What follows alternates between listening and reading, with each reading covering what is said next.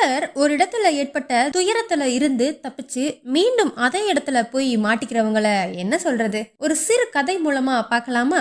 எல்லாருக்கும் வணக்கம். உங்க கூட பேசிட்டு இருக்கிறது நான் கலை. ஒரு மிகப்பெரிய காட்டுக்கே ராஜா சிங்கம், அமைச்சர் நரி. சிங்கராஜாவுக்கு ஒரு நாள் பயங்கரமான வயிற்று வலி ஏற்பட்டிருக்குது. அந்த வயிற்று வலிக்கு மருந்தா கழுதையின் ஈரல் சாப்பிட்டா நல்லதுன்னு யாரோ சொன்னதால தனக்கு ஒரு நல்ல கழுதையின் ஈரல் வேணும்னு நரி கிட்ட கட்டளையிடுது. அதனால அந்த நரி நல்ல கழுதை தேடி ஊருக்குள்ள வருது. அங்க ஒரு ஆற்றங்கரையில நிறைய பொதிகளை ஏற்றிக்கொண்டு ஒரு கழுதை நிக்கிறத பாக்குது. அதை பார்த்த நரி கழுதையின் பின்னங்கால்கள்ல இருக்க ஈரலை கழுதைக்கு தெரியாமலே எடுத்துட்டு ஓடிடுச்சு. ஆனா அந்த கழுதைக்கு தன்னுடைய சலவை தொழிலாளி தான் அடிச்சதால இப்படி காயம் ஏற்பட்டதா நினைச்சுக்கிறது. அந்த ஈரலை சாப்பிட்ட சிங்கத்துக்கு ஆசை இன்னும் அதிகமாயிடுச்சு. அதனால அந்த நரி கிட்ட எனக்கு அந்த கழுதை முழுமையா வேணும், எப்படியாவது கொண்டு வா அப்படின்னு நரி கிட்ட ஆணையிடுது. நரியும் திரும்பவும் அந்த ஆற்றங்கரைக்கு போகுது. அந்த கழுதை கிட்ட நலம் விசாரிக்கிற விதமா பேசி நட்பாகுது. கழுதையும் அந்த நரி மேல நம்பிக்கை வச்சு அது சொன்னபடியெல்லாம் கேக்குது. உன்னை இந்த சலவை தொழிலாளியிடம் இருந்து பாதுகாப்பான இடத்துக்கு கூட்டிட்டு போறேன், என் கூட வா, உன்னை என் ராஜா கிட்ட கூட்டிட்டு போறேன், அங்கு என்னோட ராஜா உன்னை நல்லா பாத்துக்கிடுவாரு அப்படின்னு நரி கழுதை கிட்ட கபட நாடகம் ஆடுறத நம்பி நரி கூட அந்த அடர்ந்த காட்டுக்குள்ள போகுது. காட்டுக்குள்ள போனதும் சிங்கம் பாய்ந்து வந்து கழுதைய பிடிக்க வரும்போது கழுதை எப்படியோ தப்பிச்சு தூரமா ஓடிடுச்சு. என்ன ராஜா, நீங்க இப்படி பண்ணிட்டீங்க, நான் ஏதேதோ சொல்லி அந்த கழுதைய இங்க கூட்டிட்டு வந்தேன், நீங்க கொஞ்சம் கூட விட்டு பிடிக்காம இப்படி அவசரப்பட்டுட்டீங்களே. சரி, நான் போய் திரும்ப பேசி இங்க கூட்டிட்டு வரேன், ஆனா நீங்க உடனே பாஞ்சு காரியத்தை கெடுத்துடாதீங்க அப்படின்னு சொல்லிட்டு மீண்டும் கழுதையை தேடி போகுது நரி. என்ன இது, புரியாம இப்படி ஓடி வந்துட்ட, எங்க ராஜா உன்னை அன்போட கட்டுப்பிடிக்கத்தான் ஓடி வந்தாரு, ஆனா நீ அதை புரிஞ்சுக்காம இப்படி ஓடி வந்துட்ட.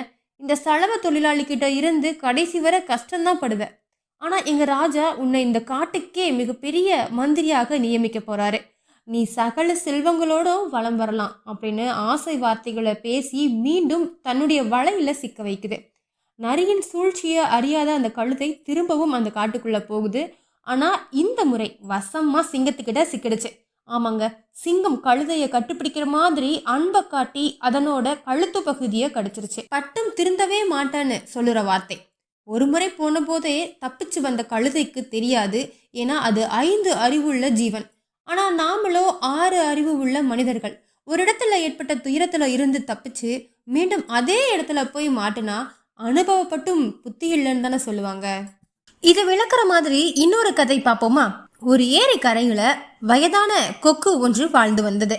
வயது அதிகமானதால கஷ்டப்படாம நிறைய மீன் சாப்பிடணும்னு அது ஆசைப்பட்டுச்சு. அதனால தண்ணீருக்கு பக்கத்துல நின்று வருத்தத்தோட நின்றுட்டு இருக்குது. மீன்கள் பக்கத்துல வந்தாலும் அதை கொத்தி தின்னாம ஏதோ பாசாங்கு செய்துட்டு ஏமாத்திட்டு நின்று இருந்துச்சு. இதை பார்த்த ஒரு நண்டு மீன்களை பிடித்து சாப்பிடாம இன்னைக்கு நீ ஏன் கவலையா இருக்க அப்படின்னு கேட்டுச்சு. என்ன சொல்றது, மீன்களை தின்று இத்தனை நாளா நான் காலத்தை கழித்து வந்தேன், ஆனா இனி மீன்களுக்கு தீங்கு செய்ய மாட்டேன்னு தீர்மானம் செய்திருக்கிறேன். ஆனாலும் இந்த மீன்களுக்கு வர இருக்கும் ஆபத்தை நினைச்சுதான் என் மனம் ரொம்பவே வருத்தப்படுது. இதை கேட்ட நண்டு என்ன ஆபத்து அப்படின்னு கேட்க, காலையில இந்த ஏரிக்கரைக்கு சில மீனவர்கள் வந்தாங்க. இந்த ஏரியில உள்ள மீன்கள் எல்லாம் பிடிச்சிட்டு போயிட்டு வித்தோன்னா நிறைய காசு கிடைக்கும் அப்படின்றத பேசிக்கிட்டாங்க.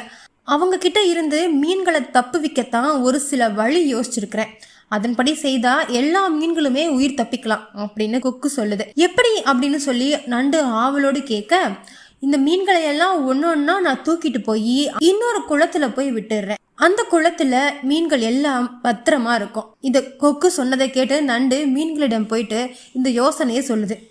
இந்த கொக்கு சொல்றது எல்லாம் உண்மைன்னு நம்பி நண்டு மீன்கள்கிட்ட போய் இந்த யோசனையை போய் சொல்லுது. சரி, அப்படின்னா நம்ம இங்கிருந்து பாதுகாப்பான இடத்துக்கு போனால் நல்லதுன்னு நினச்சி மீன்களும் அதை அக்செப்ட் பண்ணிக்கிறாங்க. மீன்கள் எல்லாம் கரையோரத்துக்கு வந்து ஒவ்வொரு தடவையும் ஒவ்வொரு மீனாக கொத்திட்டு போய் அது இன்னொரு குளத்துல விடுறேன்னு சொல்லிட்டு ஒவ்வொரு மீனாக சாப்பிட்டு வந்துச்சு. இதை தூரமாக இருந்து அந்த நண்டு பார்த்துருச்சு.